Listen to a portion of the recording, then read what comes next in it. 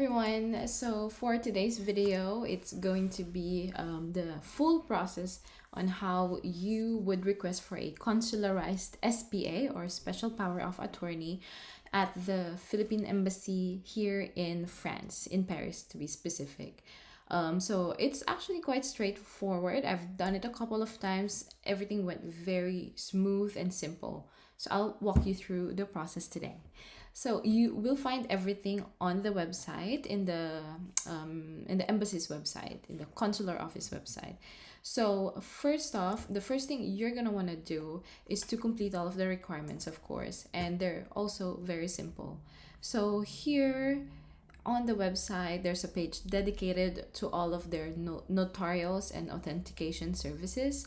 So basically, you will have the requirements right here for authentication of Philippine documents. In my case, I'm doing only the notarials, so I'm going to notarize a special power of attorney for a relative in the Philippines. So right down here, you have notarials, special power of attorney, and also for affidavits and contracts. So here are your requirements.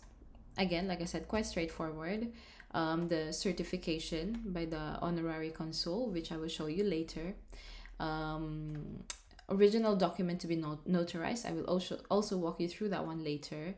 And then this one, signature of two disinterested witnesses of legal age. You don't need to bring two people with you in the embassy. What's good about it, of course, since it's an embassy in the consular services section, you will always have other people over there. So you just basically need to wait for two people to also show up and request for them to be an interested witness for your special power of attorney. I've never encountered problems. I mean, they're also fellow Filipinos, mga kababayan, so they would be very much willing to do it, and a lot of them already know the drill anyways. So there's that. You need three photocopies or data page of your three photocopies with data page and signature of your Filipino passports. Payment in cash or check only. They don't accept payments by card, so make sure you have your cash or your check with you. And a self-addressed prepaid envelope if you are mailing it within France or Monaco, because the other option for the release is to pick it up in the embassy itself. Also, to note that over here they're only going to be requesting for photocopies, but you must bring your Filipino passport with you, the original copy, I mean, because on I think two times already when I went to the embassy, there were other fellow Filipinos who were there without their original passport, just the photocopy or a soft copy, and unfortunately they weren't able to push through because the consul or the personnel would still need to validate your original passport before you move forward with the rest of the processes with the request for the notarial services. So make sure you bring the original passport with you as well, even though it's not noted in here. So those are your requirements. You will basically gather everything from 3 to 6. And the number 1, the consular certification, is what you will actually get later on. And the original document to be notarized is also available on their website. So if you go to the homepage of the embassy's website, you will have a section over here called download forms, and these are basically all of the downloadable forms of the embassy. So if you click on that one, you will be redirected to this page, and you have different affidavits over here. And in my case, I'm using a special power of attorney, so I will be using either this one if you're using it specifically for PSA, or for a more generic one, which is my case, you will download this one right here. So you click on that, and then you will have a page like this one. Very easy, you just need to fill it up over here. Your full name, if you're a female, male, Filipino citizen, your address here in France, and then the person you're going to appoint, the full name, of course, and the address of the person you're going to be appointing. And then you have two long fields over here. This is where you would specify what actually needs to be given in terms of power to your appointer. I will show you an example of what I've written. The one that I used is for my bank account in the Philippines to be processed. The closing of my bank account in the Philippines to be processed on my behalf. So if by any chance that would be helpful for you, I will put it on the description down below, so you can also copy paste what I've written down on those sections. And then, of course, you will not yet sign the documents. You will sign it in front of the personnel in the embassy. So you don't need to fill in this information right here.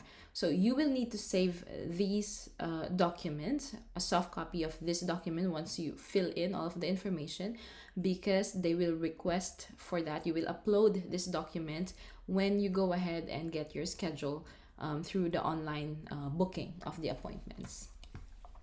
So that should be all of your requirements. Like I said, keep a soft copy of this one, and you go back to the homepage of the embassy's website.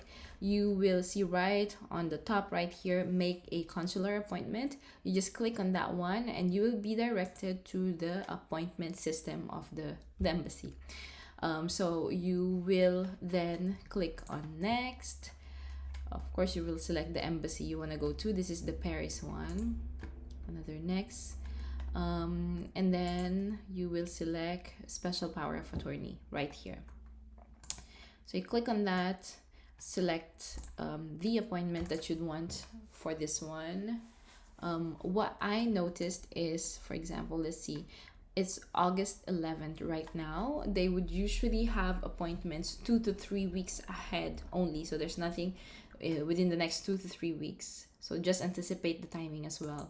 So that's what I noticed for the many times that I secured an SPA, a consular SPA.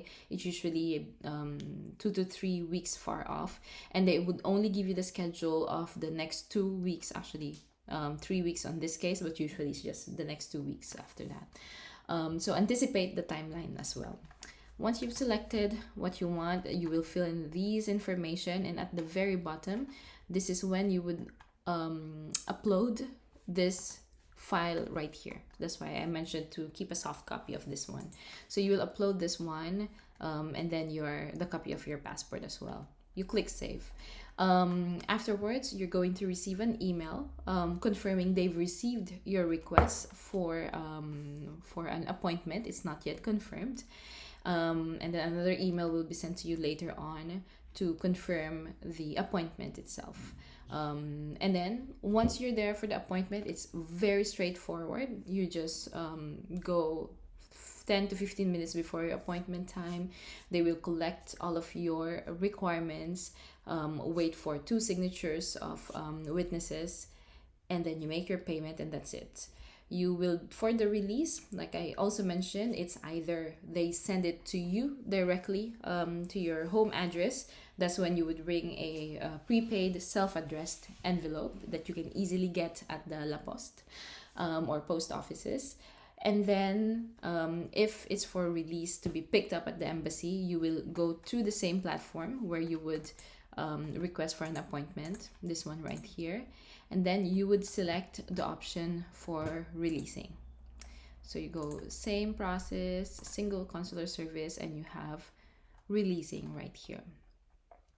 And then that's it. You just pick up your document, and then you're good to go. So that is it. That's the whole process. I hope you guys found this helpful. I have had a lot of requests to do most of my videos in English so that it could be more helpful to a wider audience. But I am, of course, a Filipino. So if you are a fellow Filipino who struggles a little bit in English but would need information on this specific administrative process, I would be very happy to help you further. Just let me know on the comment section below. I am usually very responsive to the comments on this YouTube channel. So thank you. That's it for today. See you guys.